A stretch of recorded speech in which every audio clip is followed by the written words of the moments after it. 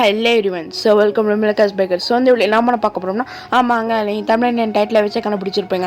அதுக்கு முன்னாடி நம்ம சேனலை சப்ஸ்கிரைப் பண்ணாம பார்க்குறவங்க தயவு செஞ்சு சப்ஸ்கிரைப் பண்ணி பெல் ஐகானை தட்டிட்டு இருக்கோங்க. இனி நாம பார்க்க போறது வந்து டுக்காட்டியோட ஒரு பயங்கரமான பைக்குன்னு சொல்ல முடியாது, நார்மல் பைக்குங்க. ஸ்கிராம்ப்ளர் டெசர்ட் ஸ்லெட்டை பற்றி தான் பார்க்குறோம். என்னடா பேரே பார்க்கறதுக்கு புதுசாக இருக்கே, என்னடா நீ சொல்கிற நீங்கள் கேட்கலாம். ஆமாங்க, பேர் வந்து புதுசாக தான் இருக்குது. இந்த ஸ்கிராம்ப்ளர்லேயே வந்துங்க எக்கச்சக்கமான பிராண்ட்ஸ் வந்து இந்த ஸ்கிராம்ப்ளர்னு சொல்லிட்டு பைக்ஸை லான்ச் பண்ணுறாங்க. நான் ஏற்கனவே சொன்ன மாதிரி தாங்க, சீக்கிரமாக வந்து இந்த ஸ்கிராம்ப்ளருக்கு பேருக்கு பின்னால் இருக்கிற ஹிஸ்ட்ரி அது மட்டும் இல்லாமல் மற்ற எல்லாமே நான் வந்து சீக்கிரமாக வந்து ஒரு வீடியோ பண்ணுறேங்க. இன்றைக்கி நம்ம வந்து இது வந்து என்ன கேட்டகரியில் வருதுன்னா, நமக்கு நேக்கில் ஸ்போர்ட்ஸ் பைக் கேட்டகரியில் வருதுங்க. அது மாதிரி ஸ்போர்ட்ஸ் பைக் கேட்டகரியில் வருது. வாங்க வண்டியை பற்றி இப்போ வண்டியோட ப்ரைஸை முதல்ல பார்த்துடலாம். என்னென்னா வந்து ப்ரைஸ் வந்து 10,89,000 வந்து 10,99,000 வரைக்கும் இருக்குங்க. அதாவது 10,89,000 வந்து 10,99,000 இருக்கு. இஎம்ஐ பர் மந்த் வந்து நம்ம எவ்வளோ கட்டுற மாதிரி வரும்னா 35,000 கட்டுற மாதிரி வருங்க. அதாவது 35,829 ரூபா கட்டுற மாதிரி வரும். இந்த வண்டி வந்து நமக்கு மொத்தமாக வந்து 2 வேரியண்ட் அவைலபிளாக இருக்குங்க. ஒன்று வந்து ஸ்டாண்டர்ட் வேரியண்ட், இன்னொன்று வந்து ஃபாஸ்ட் ஹவுஸ் வேரியண்ட்னு சொல்லிட்டு. அதே மாதிரி நமக்கு மொத்தமாக 2 கலரில் அவைலபிளாக இருக்குது, பிளாக் ப்ளூன்னு.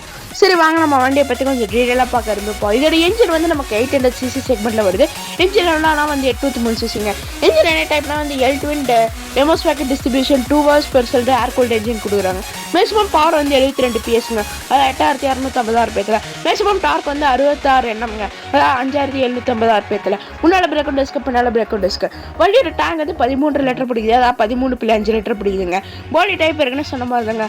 ஸ்போர்ட்ஸ் நேக்கட் பைக் அடியிலே வருது, அது மாதிரி ஸ்போர்ட்ஸ் பைக் அடியிலே வருது. இதோட ஃபீச்சர்ஸ் பற்றி மேலோட்டமாக பார்த்துட்டோம்னா ஏபிஎஸ் வந்து டிவைஸ் சேனல் கொடுக்குறாங்க, சார்ஜிங் பாயிண்ட் இருக்குது, டிஆர்எல்ஸ் இருக்குது, speedometer, automatic, trip meter, fuel காஜ்னு சொல்லிட்டு நமக்கு எல்லாமே டிஜிட்டலாக தான் வருது. சரி வாங்க வண்டியை பற்றி இன்னும் டீட்டெயிலாக பார்க்க ஆரம்பிப்போம். என்ன கூலிங் சிஸ்டம்னா அந்த ஏர் கூல்டுங்க. எத்தனை சிலிண்டர்னா வந்து ஏற்கனவே சொன்ன மாதிரி நமக்கு வந்து 2 சிலிண்டர் கொடுக்குறாங்க. அதே மாதிரி ஒரு சிலிண்டருக்கு வந்து 2 வால் கொடுக்குறாங்க. ஸோ மொத்தம் வந்து 4 வால் வச்சு. என்ன டிரைவ்னா வந்து செயின் டிரைவுங்க. ஸ்டார்டிங் வந்து செல்ஃப் ஸ்டார்ட் பண்ணி தான் கொடுக்குறாங்க. ஃபியூல் சப்ளை வந்து ஃபியூல் இன்ஜெக்ஷன் பண்ணுங்க. கிளச் வந்து hydraulically controlled slipper and self servo wet multiplate clutch கொடுக்குறாங்க. டிரான்ஸ்மிஷன் வந்து மேனுவல் தான். கியர் பாக்ஸ் வந்து 6 ஸ்பீட் கொடுக்குறாங்க. கம்ப்ரஷன் ரேஷியோ வந்து 11:1ங்க. எமிஷன் டைப் வந்து BS6 தான் நமக்கு ஆஃப்கோர்ஸ் கொடுக்குறாங்க. அதே மாதிரி இதோட ஃபீச்சர்ஸ் அண்ட் சேஃப்டியை பற்றி இன்னும் டீட்டெயிலாக நம்ம பார்த்துக்கிட்டோம்னா ஏபிஎஸ் வந்து டுவெல் சேனல் கொடுக்குறாங்க. இருக்குன்னா சொன்ன மாதிரி சார்ஜிங் பாயிண்ட் இருக்குது. கன்சோல் வந்து நமக்கு ஃபுல் டிஜிட்டலாக கொடுக்குறாங்க. பாஸ் சுவிட்ச் இருக்கு. நம்ம அடிஷனல் ஃபீச்சர்ஸ் வந்து டுக்காட்டியோட மல்டிமீடியா சிஸ்டம் நமக்கு கொடுக்குறாங்க. நான் சொல்கிறேன், டுக்காட்டியோட மல்டிமீடியா சிஸ்டம் இதில் கொடுக்குறாங்கன்னா நீங்கள் கேட்குங்க. ஆமாங்க, இதுலேயும் நமக்கு கொடுக்குறாங்க. பஞ்சர் ஃபோட்டோஸ் இருக்குது, டிஸ்பிளே இருக்குங்க. இப்போ சேஸ் அண்ட் சஸ்பென்ஷனை பற்றி பார்த்துக்கணும். சேஸ் வந்து நமக்கு டியூப்லெஸ் ஸ்டீல் ட்ரெல்லிஸ் ஃப்ரேம் தான் கொடுக்குறாங்க. பாடி டைப் இருக்குன்னு சொன்ன மாதிரி தாங்க ஸ்போர்ட்ஸ் நேக்கட் பைக் அடியில் வருது. முன்னால் சஸ்பென்ஷன் வந்து நமக்கு 41 mm ஃபுல்லி அட்ஜஸ்டபிள் USD4 கொடுக்குறாங்க. பின்னால் வந்து நமக்கு கயாபாவோட ரியர் ஷாக் ப்ரீலோட அட்ஜஸ்டபிள் ரீபவுண்டோட கொடுக்குறாங்க. Aluminium double sided swing arm இருக்குது. பாடியில் வந்து நம்ம கிராஃபிக்ஸ் பண்ணிக்கலாங்க. அதே மாதிரி நம்ம வண்டியோட நீளம் எவ்வளோன்னு பார்த்துட்டோம்னா நமக்கு வந்து 2200 mm, வித்து வந்து 940 mm.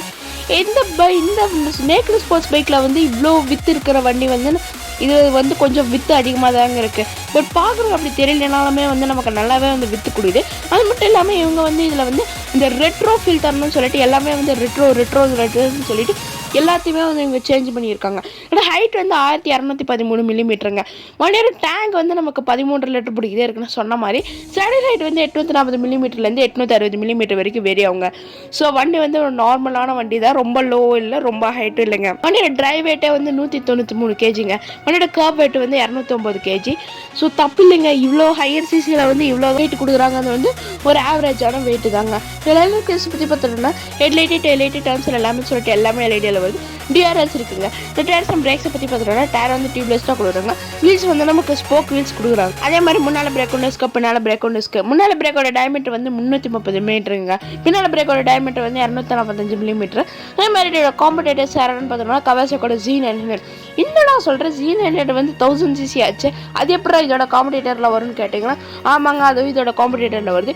BMW F900R, டுக்காட்டியோட ஸ்கிராம்ப்ளர் 800, ஹோண்டாவோட CB650R, ட்ரையம்போட ஸ்வீட் 10, இதெல்லாம் தாங்க இதோட காம்படிட்டர்ஸ். இந்த பைக்கில் நான் முக்கியமாக என்ன சொல்லணும்னு நினச்சேன்னா வந்து ஏற்கனவே எல்லா பைக்லையும் இருக்கிற அதே பஞ்சாயத்து தாங்க.